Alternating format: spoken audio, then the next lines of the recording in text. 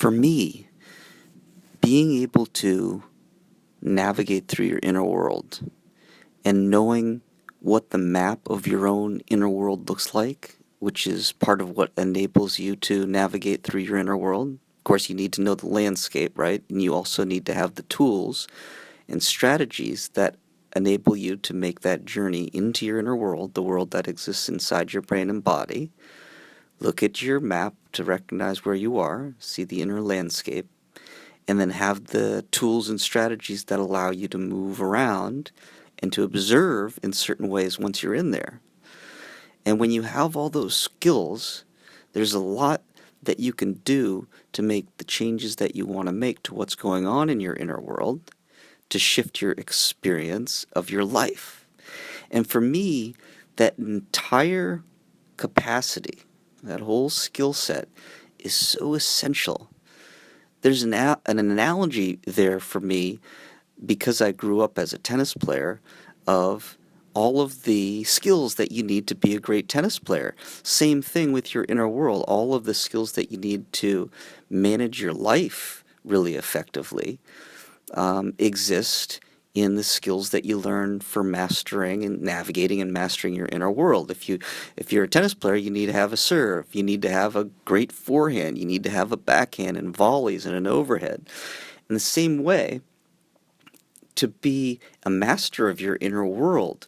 And I think as time goes on, because the science and the psychology has become so much better and these tools are becoming so much more precise, even to become a competent person managing your inner world, you need to know certain things. You need to build your own inner world map. You need to be able to make what I call the epic shift, so that when your inner world has strayed out beyond your personal comfort zone, you have a very quick strategy so that you can shift yourself back into connection with your inner world, bring your inner world map back into your purview, your awareness, and bring yourself therefore into a place where you can begin navigating again.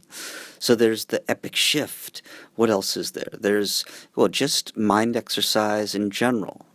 Throughout the daily ritual, you master the skills of shifting your attention around in different ways so that you can actually navigate through the map. You can visit different places in your inner world and observe what's going on there and make the tweaks that you need to make when you get there.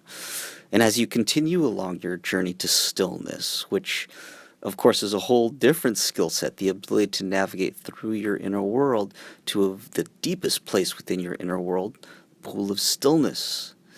But along that journey through your inner world, you can also learn to make other sorts of shift. You can resolve the experiences that you'll notice, what I call trigger events and self-defeating cycles, as those are arising in your inner world.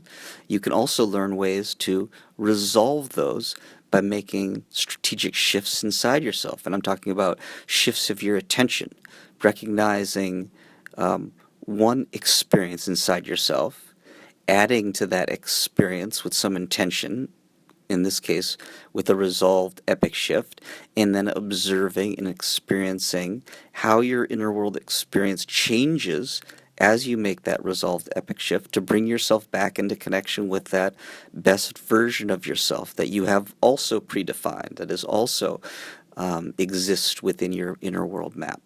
So all of these skills, and I could go on and on sharing more and more, because the steps that you take as you move through Be Your Purpose elaborate these skills. They teach you these skills.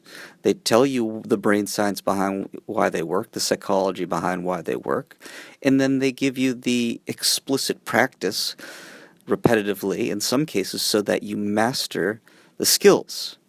And so that's what the Be Your Purpose steps are about. That's the value of them to me, bringing yourself up to date into the 21st century understanding of psychology and brain science, so you can apply it to your own life and get the things that you want from your life. So I thought I'd give a little bit of a refresher background to what we do in Be Your Purpose and why It's so valuable and important to be able to do that. You make changes in your life that you want to make. You can direct your life in the ways that you want to direct it. And when you get off track, and I think this is probably where people use the tools the most, when you wake up on the wrong side of bed and you're off track, you can use your tool set to shift back to the place where you want to continue to your day from. So let's practice some of those skills right now with a mind exercise, and I wish you an incredible day.